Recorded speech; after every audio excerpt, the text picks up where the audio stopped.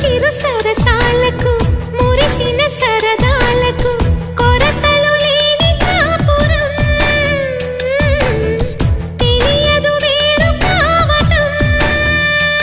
నేనాటుకున్న పైరే ఏ నాటికైనా ఎదిగి మన కొడుకుల